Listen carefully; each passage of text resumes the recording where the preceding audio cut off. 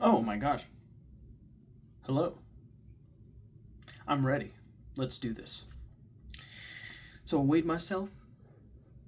After the fast, I was 161.4. Oh yeah. Not bad, if I do say so myself. I ate roast beef with eggs for breakfast. Then, in the afternoon, I had roast beef with only 50 grams of sweet potatoes, which is net carbs only 6 grams, some spinach with a whole lot of garlic on it, and the last thing I had was broccoli with cheese on top. For that meal, not generally. And finally, the last thing I ate today, I had like 5 pieces of leftover slices of beef roast. I had a cup of tea with half and half, and allulose as the sweetener. I had leftover broccoli. I had 2 Chalk Zero chocolate peppermint bark bars, and a keto ice cream bar, caramel flavor. And those were the things I ate today. Any exercise? I walked around the neighborhood with my family while carrying our family cat, Avery. That was the most strenuous exercise.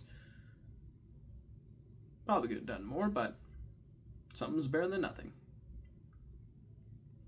All right. Well, now that we're done with the diet update, let's get into the daily update. Here we go. So, I woke up at around 8:30 in the morning. When I got up, I was greeted by my mom. I made a cup of coffee with 2 shots of espresso, and then we sat together reading a book called, 2 books actually. One Bible, 1-year Bible. The other one was the Curiosity book. 1-year Bible was a pretty interesting read because it was very full of conviction, and it just was very dramatically written, I suppose. In the way that whoever wrote it, just you could clearly tell they were very passionate about what they were writing about. The Curious book, it's funny. We have pretty much reached the credits on the Curious book, which means that we were reading just a list of names of people who were responsible for giving information and insight to the author who ended up writing the book. After we were done with our 3 pages each, I checked to see how long the list of names goes, and it goes for like an additional 21 pages, which would mean that if we wanted to get through all the names, we would have to read the book with each named page, with the pages with the names in them, for 3.5 days, which I don't know if we should do. That seems a little ridiculous. I think next time we should just jump to the appendix, and that would probably be better, because that actually has stuff to read from. When we were reading it, I did put on a little announcer voice. I thought that was pretty funny. Well, anyways, let's move on from that. So, after we're done reading that, we got ready for church and left. And when we got there, I was listening to the pastor's sermon, and I'm trying to remember what the lesson was. Overall, it had the distinguished vibe of basically, it's hard to describe, like, do this, don't do that. Something that happened in the Bible interspersed in there, and then we're all sinners and we need a savior.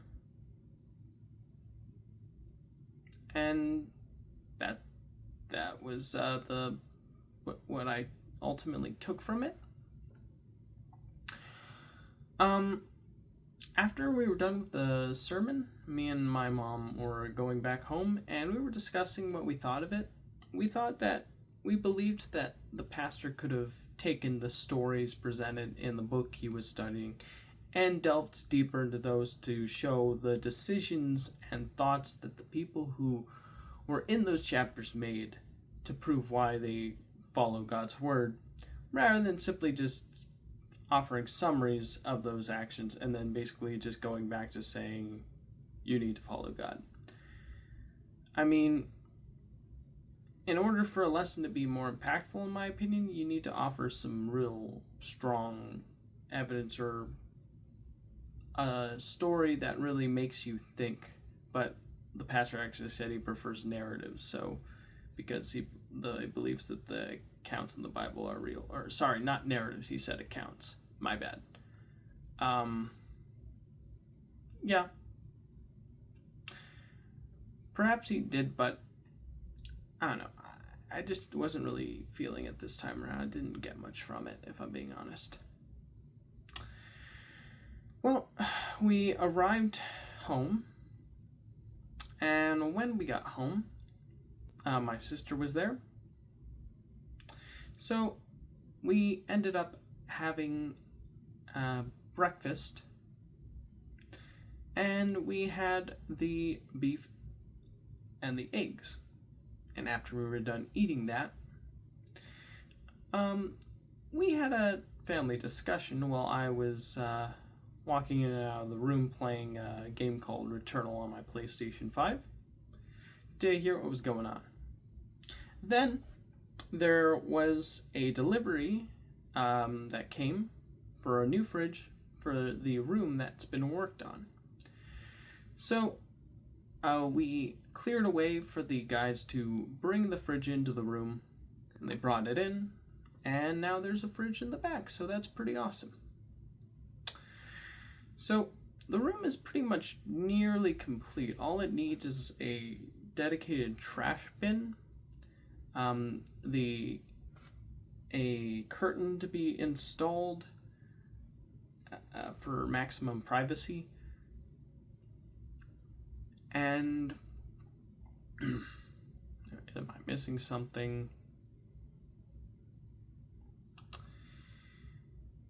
Yeah, I think that's it. So we were basically just sitting in there admiring the room and listening to music that my mom put on a speaker in the room. It was very ancestral, melodic, and very meditative. Then she asked me to get a dustpan so we could get some dust out of the room. And when I went out to get it, I noticed my other sister's car was out in the front, and I let my mom know that our sister, my middle sister, had arrived. So we greeted her, and we hugged, and we said we loved her, and we got into a lot of really cool conversations, and it was a lot of fun. I really enjoy having her over. It's a blast.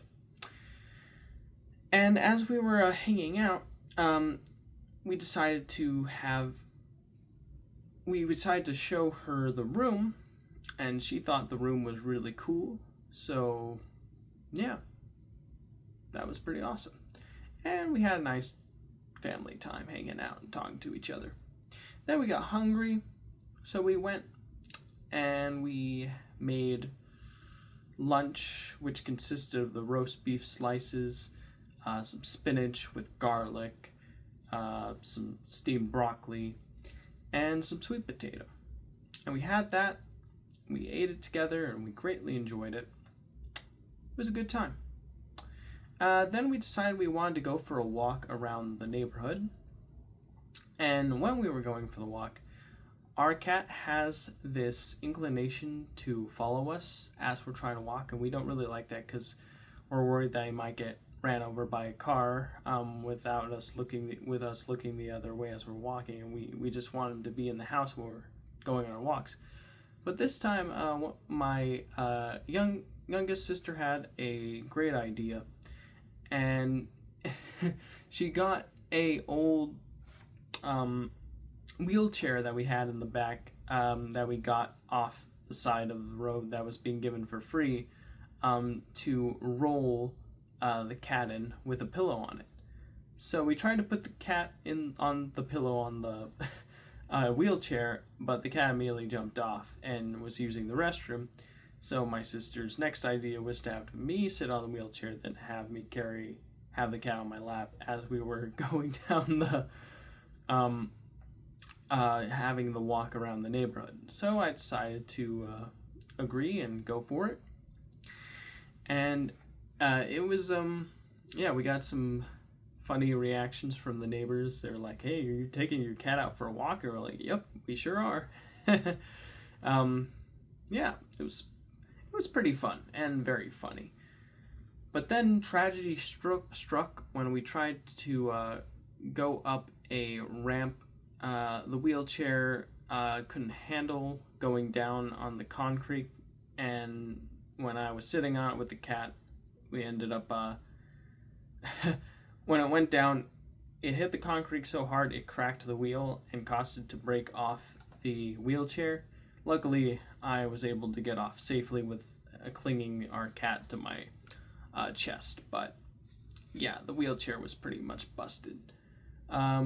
So we decided to take it to the nearest trash bin area we could find, and I had to walk and carry the cat the rest of the way. Although I did alternate carrying our cat, Avery, with my youngest sister. So we did that as we were bringing the cart to a trash bin. Pretty funny. Very memorable. Then when we eventually threw it away and we needed to go back, I almost forgot to mention, I actually did have the ice cream after lunch. And the thing with keto ice cream is it has erythritol, and that has a laxative effect on me, so that meant that I needed to use the restroom pretty late into our walk. So we had to make a beeline home, and when we got home, immediately put the cat down so he could walk on his own. And then I beelined to the restroom, did what I needed to do, got out, and then after that, we chilled and watched various things on the television.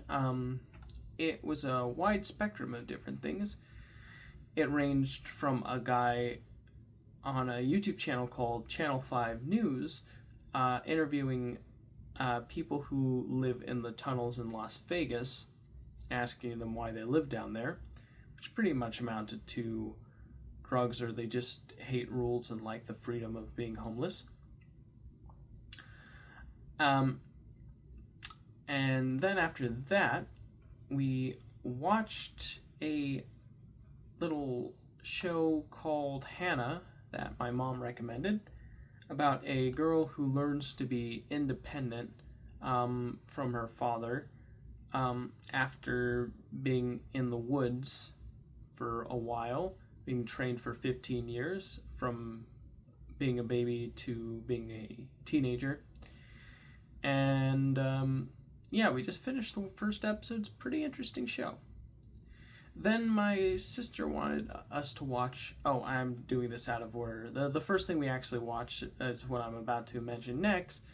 My sister showed us a show called Murder Drones, I think is what it was called. Very edgy name. This show is about how artificial intelligence robots have basically taken over after humans had sewer slided themselves. And from this new history is this civilization of, you have your worker drones and your murder drones. The murder drones' job was originally set by surviving humans to go take out worker drones so that humans could be the dominant species again. And so the worker drones try to work away in peace in these locked in areas. And the thing is, one of the worker drones, which is like a girl drone, gets out, and because she wants to take out the murder drones, and only to come across one that is basically treated like the dummy of his peers. And luckily his memory was wiped, and he thought that the worker drone was one of his co-workers, and she was able to get him to question whether this is like a good thing what they're doing, or if they should rebel and fight back. And afterwards he realizes, oh, this is kind of a, maybe this isn't such a great thing. Maybe I'm being too much of a nice guy. Maybe with my coworkers, and I'm being too obedient towards these rules that might actually be harmful rather than beneficial. I'm going to turn sides. And so they have a big epic battle with two of his murder drone coworkers, and then the episode ends where he and the worker drone depart from their town to go off and do new adventures, I suppose. So, overall, I would say the show had a pretty decent story. I thought the animation was really cute. I thought a lot of the visual gags were very funny, very clever. I really enjoyed those. And overall, I had a decent time watching it. I thought it was a very fun pilot. Will I be watching any more episodes? Maybe. I might give it a watch. I thought it was cute. I thought it was fun. I thought it was original. And I thought it was interesting. Well, alright. After experiencing that pilot, we then watched the Channel 5, then we watched the Hannah Show, and then I was asked if I want us to watch something, and I suggested the new Papa Meat video about porch pirates. So we decided to watch that, but before we did, we had tea prepared by my sister, which was very good, and then we watched the Papa Meat video. It was pretty funny. I really enjoyed it. One of the things we thought was hilarious was that Papa Meat would always say, what those porch pirates really need is a glitter bomb. Every time he did that, that made my mom laugh, and I thought that was hilarious. So we were like, what is this glitter bomb? And my my middle sister recommended it. So we decided to check it out. And there's like this guy on YouTube who made these videos where it basically was giving porch pirates their comeuppance by shooting glitter and fart gas in their car, which is very funny. He even put cameras in there to get their reaction. So very funny. Really enjoyed that. But then my sister wanted us to watch. My youngest sister wanted us to watch a video, a guy who hacked into scammers' computer and monitoring systems, like their security cameras, and basically tell them, I know your names, I know what you're doing, it's not okay, and yeah, so that was a really good video. It was nice seeing those guys at least face some form of like, what's a good word, like comeuppance for their actions. And the guy who's was able to hack them, was able to like contact a lot of the people they scammed and try to send them emails on what they can do to get their money back. So yeah, overall, very, very satisfying video, I would say. And then after that, the last video we watched was the final Glitter Bomb video, where the guy from the previous Glitter Bomb was doing his last Glitter Bomb, where apparently he talked about how in there are places where in San Francisco where your car literally gets broken into and your stuff gets stolen and sold off the side of the street for like money, which is terrible, but apparently it's a thing in San Francisco that consistently happens all the time, which makes me wonder why anyone would want to live there, knowing that they have a high likelihood of their car's windows getting broken and getting stuff stolen. Doesn't make any sense to me. But anyways, we watched that, and seeing those people's reactions to the glitter backpack and glitter travel case was hilarious. And then we had a nice little discussion afterwards. Then I cleaned up a lot of the plates we used for food. Afterwards, we said goodnight to my middle sister, who left to her home. And then we wanted to check the back room one more time to see what it looked like at night. We thought it looked pretty good. I thought so.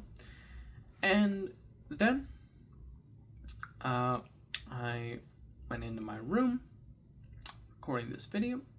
After I'm done, I almost forgot to mention I did take my vitamins. We had our last family discussion before my middle sister left. But we had,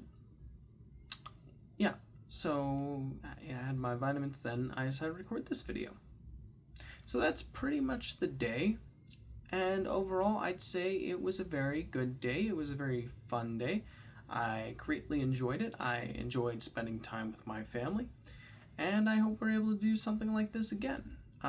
Yeah. So that's pretty much it. Oh, and I did find out that my middle sister has worked on some promotional art for the new Wicked movie that's going to be released very soon in November, so that's going to be great. And I'm very proud of her. I'm glad that she's able to get gigs like that. It's really cool to see. And I enjoyed the Wicked movie. Personally, though, if it were up to me, I'd prefer it if it was like a animated film instead, like a 2D animated film specifically. Like, that would be a fun fan project to work on. 2D animated Wicked movie. Well, that's pretty much all I've got to say. Thank you for watching, and I will see you in the next video. Oh, and by the way, tomorrow is cheat day, so we're going to go to a bakery in the morning, have something nice to eat, then we're going to have Italian food at night. It's going to be great. All right, bye everybody, and take care.